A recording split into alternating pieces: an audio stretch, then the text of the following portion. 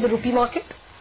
Absolutely, Lata. Well, like you mentioned, it has been an overall positive sentiment that we've seen since Friday, but there has been some amount of a nick that's come into the bond as well as the rupee market on an intraday basis. So for the bonds, they have turned lower in afternoon trade. There are some investors who booked profits, possibly to benefit from the previous highs, according to traders. However, the expectations are that authorities may soon, in fact, tweak the rules for foreign investment limit in sovereign debt markets is still supporting bonds overall.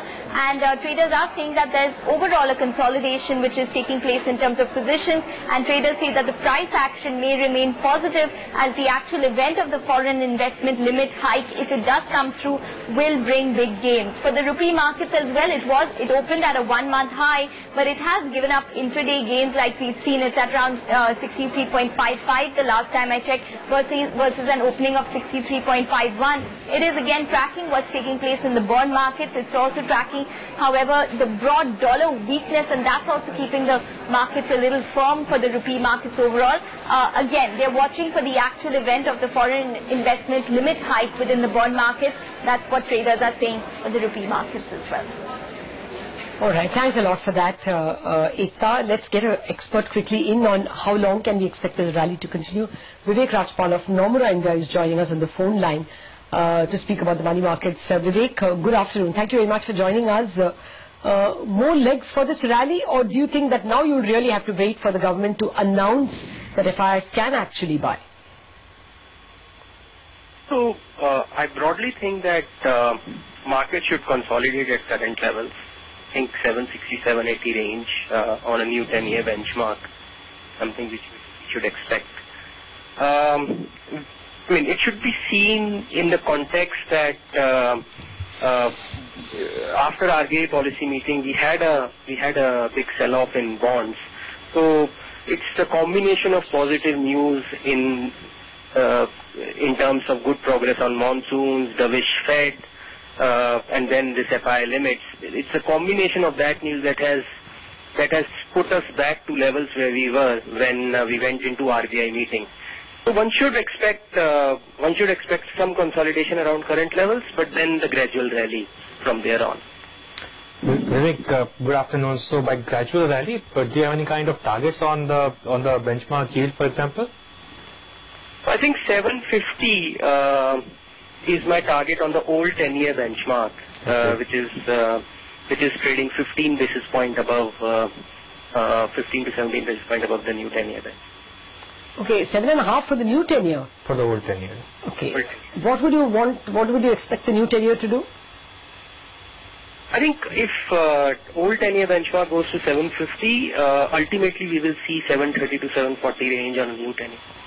Okay. Would this require that FII door to be opened? Or, definite signs of monsoon progress and therefore market hopes opening up for a rate cut? No, I don't think. I think we will slowly move away from the rate cut expectations.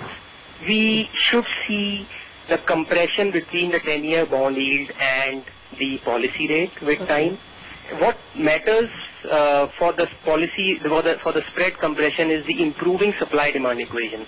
And from valuations perspective, of course, we need to, market needs surety that there are no upside risks to inflation. If that gets confirmed, then the supply-demand equation will drive the bond yield. Which supply-demand are you talking about? Is this the supply-demand for government securities, or is it supply-demand for credit? No, I'm talking about supply-demand for government securities. Okay.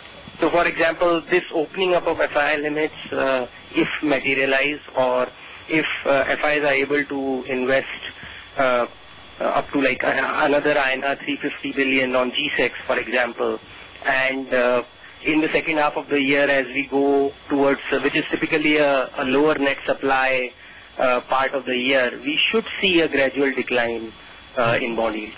Vivek, what kind of inflows would you expect if the limit is opened up? And I mean, do you have any number in mind in terms of the kind of appetite that would be there for Indian paper?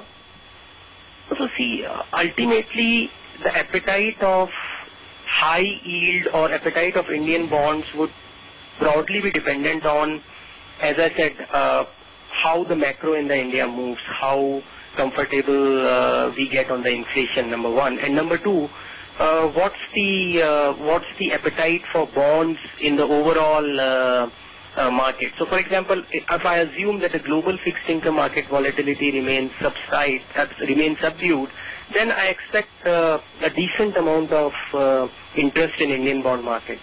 And I see no reason why FIs will not invest in India. As of this moment, if it opened today, what would be the interest? It will be, I mean, a lot of, if you see, G-Sec limits are full.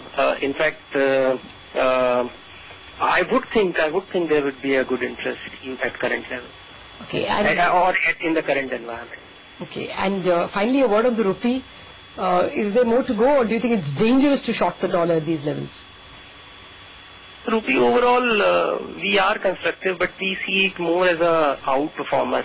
I think in case of rupee, it's RBI's behavior also which is important. Nevertheless, I mean, one should expect a range-bound kind of a market, but we expect it to be an outperformer versus rest of the region. All right. Thanks a lot, Vivek Rajpal, for joining us. What you